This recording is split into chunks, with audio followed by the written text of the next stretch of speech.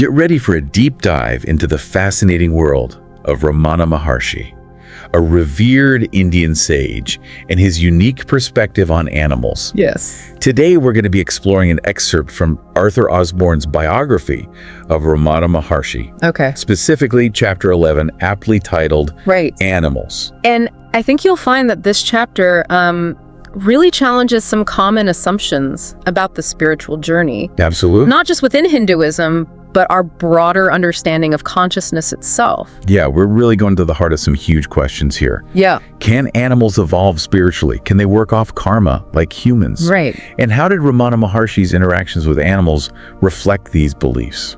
Well, a great starting point, I think, is to consider the prevailing view within Hinduism Okay.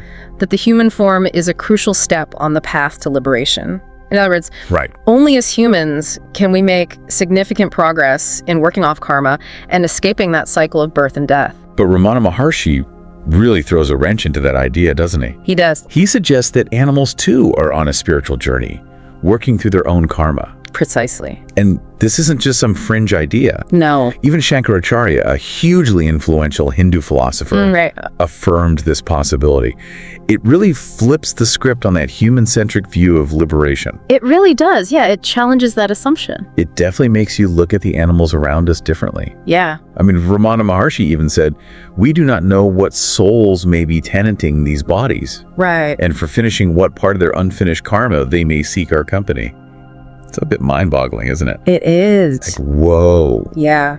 It invites us to consider, what if the animals we encounter Right. are just biological beings, but souls on a journey just like us? It really underscores the need for respect and compassion in all of our interactions with them. For sure. And speaking of respect, Ramana Maharshi's own actions speak volumes about his reverence for animals. Absolutely. He treated animals with the same consideration he showed to humans. There's a story about how he always insisted that the animals at his ashram Oh, wow. be fed before his devotees. Really? He also referred to animals as he or she, Yeah. never, No, acknowledging their individual identities. it's those little details that are so revealing, aren't they? They are. Like the story about him testing the ripeness of mangoes Yeah. for a peacock, or his concern for the peacocks, even on the day before his death. Wow. It speaks to a deep level of empathy and awareness that's pretty remarkable. It is. It's not just about those grand gestures. Right. It's about consistently demonstrating that respect Yeah. in even the smallest interactions. And this respect seems to have been reciprocated by the animals, Hmm. leading to some truly extraordinary encounters. Absolutely. For instance, there's the tale of the golden mongoose that fearlessly moved through crowds Oh, yeah. and Yeah. visited Ramana Maharshi. What do you make of stories like this? Well, it raises questions about animal consciousness and their ability to perceive something beyond the physical realm. Yeah. Did the mongoose sense Ramana Maharshi's spiritual stature? It certainly makes you wonder. And there's this story of the ashram dogs, Right. who refused to eat until Ramana Maharshi himself Yeah. had taken a bite. Yeah. It almost seems like a ritual of Yes. respect, wouldn't you say? It does. Yeah. And it's not an isolated incident. No. There are other stories that suggest a deep understanding and connection Right. between Ramana Maharshi and the animals around him. For example, there's the anecdote about the dog Yeah. exhibiting such high spirits that Ramana Maharshi commented on its advanced soul. These stories challenge us to consider, Yeah. what if animals possess a level of intelligence and emotional depth that we've consistently underestimated? Right. What if we've been viewing them through too narrow a lens? Which brings us to another amazing story. Okay. The tale of Kamala and Chinnakarupan. Okay. Kamala was practically the matriarch of the ashram dogs. And she was treated with incredible respect. Right. They even had a purification ceremony for her Wow. after she gave birth to puppies. Really? And then there's Chinnakarupan, the high-minded dog, who was incredibly sensitive to mistreatment. Oh. He disappeared from the ashram Oh. after someone scolded him, Mm. which almost seems to support Ramana Maharshi's assertion that we don't know what souls inhabit animal bodies, Right. or what unfinished karma they're working through. It definitely adds another layer to the whole idea of karma, doesn't it? It does. If we treat an animal harshly, are we interfering with its spiritual journey? Oh, A pretty profound thought. it is. It's like, whoa. And it's not just dogs. Right. Ramana Maharshi had equally fascinating interactions with monkeys. Oh, really? His observations of their social structures and dynamics are particularly interesting. He observed them closely and described their social hierarchies, their diplomatic protocols, Right. and even their system of ambassadors. Wow. It's like he was fluent in monkey language. It really is. And he wasn't just a passive observer. Right. He acted as a mediator in their disputes Really? and even received gifts of food and water from them. Oh, that's interesting. It speaks to a remarkable level of trust and understanding. It does. It sounds like there was a real connection there. There's even a story about the monkeys bringing food and drink when Ramana Maharshi and his devotees were hungry and thirsty. Oh, wow. It's almost like a scene from a myth or a fairy tale. It blurs the lines, doesn't it? It really does. And speaking of blurring lines, Yeah. his relationship with a cow named Lakshmi Yep. is perhaps the most extraordinary example of this deep connection he had with animals. Lakshmi was incredibly devoted to Ramana Maharshi, visiting him daily at the ashram.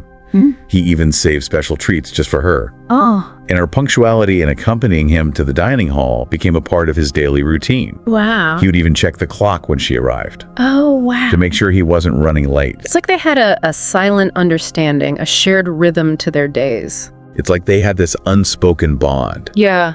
And then there's the story of Lakshmi's final moments. Oh. Ramana Maharshi sat by her side and seemed to give her some kind of initiation before she peacefully passed away. Wow. And she was buried with full funeral rites. Ramana Maharshi even confirmed that she had attained mukti, liberation. It's as though their connection transcended the physical realm, Right. extending even into death. It makes you wonder about the nature of that bond It really does. and what it says about the potential for connection between humans and animals. These stories are truly remarkable. Yeah. They challenge us to reconsider everything we thought we knew about animals Yeah. and their place in the world. Absolutely. It's almost like stepping into a different reality, Right. one where humans and animals can relate on a much deeper level, Yeah. understanding each other in ways that we usually associate with our own kind. It's as though Ramana Maharshi had tapped into a hidden language, Right. a way of communicating that transcends words and gestures. And these stories aren't just fascinating anecdotes. Yeah. They really make you question everything we think we know Yeah. about animal consciousness Right. and their potential for spiritual growth. Right. If we accept that animals can evolve spiritually, Yeah. it forces us to reevaluate our entire relationship with the animal kingdom. Exactly. It's not just about being kind to animals. No. It's about recognizing their inherent worth and respecting their journey, even if it looks different from our own.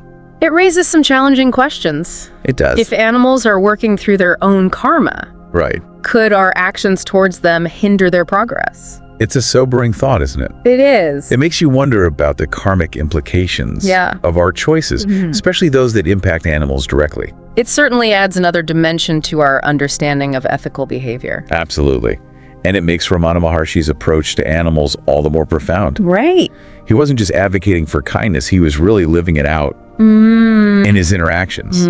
His actions weren't driven by sentimentality. They Right. were rooted in a deep understanding Right. of the interconnectedness of all beings. Yeah. He saw the divine spark in all creatures, not just humans. And this perspective led him to some pretty remarkable insights, particularly about monkeys. Oh, yeah. He was able to decipher their communication, their social hierarchies, Right. their complex systems of alliances and conflicts. It's as if he was fluent in monkey language, It really is, yeah. able to navigate their world and understand their motivations. He even acted as a mediator in their disputes. Really? There's a story about two groups of monkeys. Constantly at odds, Ramana Maharshi observed them, identified the instigators. Right. He intervened, and amazingly, the conflict subsided.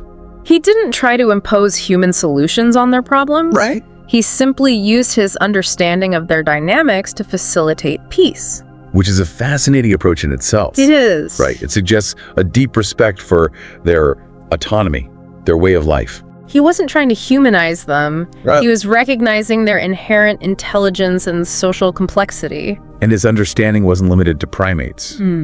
He seemed to have this innate ability to connect with all sorts of creatures. Right. Even those we might consider less approachable. There's that story about the dog who refused to eat until Ramana Maharshi had tasted the food. What are your thoughts on that one? It almost seems like a gesture of trust. Yeah. Like the dog needed that reassurance Right. of shared experience before partaking. Or perhaps a recognition of Ramana Maharshi's spiritual authority as if seeking his blessing. It's incredible how these stories push us to re-examine our assumptions about animals and their capabilities. They invite us to consider possibilities Yeah. that we might have dismissed before, Right. to see the world through a wider lens. And to acknowledge that maybe, just maybe, we've been underestimating the intelligence and emotional depth Right. of the creatures we share this planet with. Which begs the question, Yeah. what are the implications of these insights for us, for how we live our lives? That's the million-dollar question, isn't it? It really is. If animals are capable of such profound connection, Yeah. intelligence, and even spiritual evolution, Right. how can we continue to justify the way we treat them? It's a moral and ethical dilemma that we can no longer ignore. And it's one that Ramana Maharshi's teachings, through his words and his actions, Right. force us to confront. He didn't offer easy answers or prescribe a specific set of rules, No.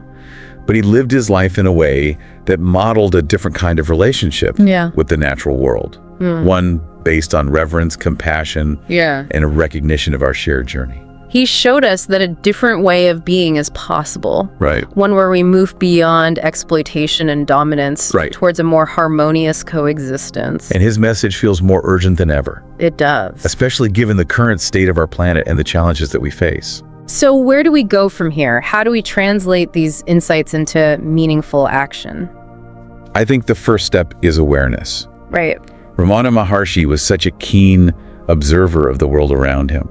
Perhaps we need to cultivate that same attentiveness Yeah. to truly see the animals in our lives, not just look at them. To move beyond seeing them as objects or resources and recognize them as subjects. Right. Individuals with their own experiences, feelings, and aspirations. Maybe then we can begin to bridge the gap Right. that has separated us for so long. And start to heal the rift we've created both within ourselves and in our relationship with the natural world. It's a challenging path, It is. but I believe it's one worth taking.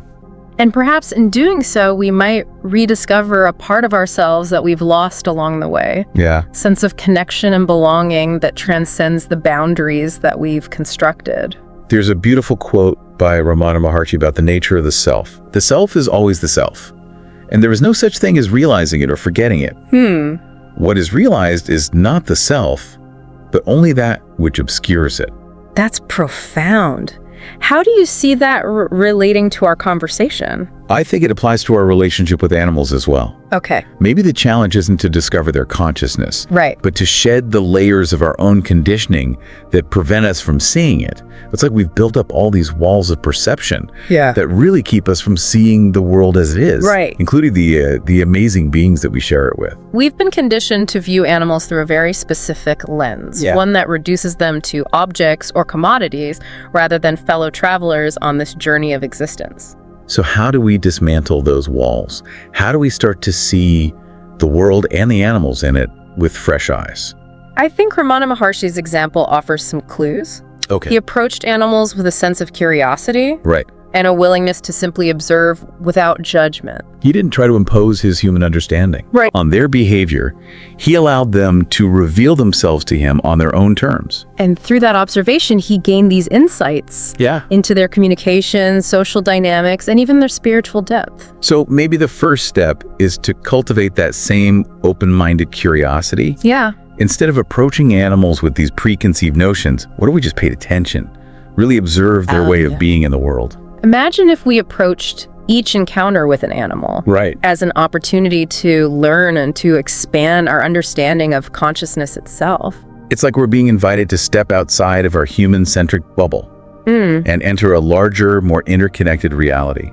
And that shift in perspective can be so liberating. Yeah, it really can. It frees us from those limitations of our own ego and allows us to connect with something much grander. But it's not just about observation, is it? No. At some point, this awareness has to translate into action. Absolutely. Once we start to see animals as these sentient beings deserving of respect, it naturally leads us to question our choices and behaviors. The food we eat, Right. the clothes we wear, the products we buy, All these everyday decisions suddenly take on a new ethical dimension. It might mean making different choices. Right. Opting for plant-based diets, supporting cruelty-free products, or advocating for stronger animal welfare laws. And it's not about being perfect or judging others. No, it's about taking responsibility for our impact and aligning our actions with our values. It's easy to feel overwhelmed by the scale of animal suffering in the world. But I think Ramana Maharshi's teachings offer a powerful antidote to that despair. How so? He showed us that even small acts of kindness and reverence can have a ripple effect. He didn't wait for those grand solutions or systemic change. He simply lived his life in a way that honored that interconnectedness of all beings. Those seemingly insignificant acts, feeding the animals before himself, offering a squirrel a peanut, sitting with a dying cow, it was all an expression of a very profound inner transformation. And that's what we need to remember. Yeah. Change starts within. Right. It begins with cultivating that sense of reverence, that awareness of interconnectedness in our own hearts. And then letting that inner transformation guide our actions in the world. It's a lifelong journey for sure. Yeah, it is. But it's a journey that leads us towards a more compassionate, a more just and more sustainable way of being. So as we wrap up this deep dive, I want to leave you with a question that Ramana Maharshi's words have sparked in me. If we truly embrace this idea that animals are on their own spiritual journeys, working through their own karma, how does that change our understanding of death? Not just for animals, but for ourselves as well. That's a profound question. It really is. And one that deserves deep contemplation. Perhaps it invites us to reconsider that fear of death and to see it not as an end, but as a transition, a continuation of the journey. Thank you for joining us on this exploration into the fascinating world of Ramana Maharshi and his insights on animals, karma, and liberation. It's been a pleasure. May his teachings inspire us to live with greater awareness, compassion, and reverence for all beings. I hope you like this chapter. We need volunteers and sponsors to create content with even better quality and with more variety. If you wish to join this initiative as a volunteer or sponsor, please click the links given in description below. To help us reach more viewers, please like, comment, share, and subscribe to Biography Central. Thank you for your time. It means a lot. Namaste.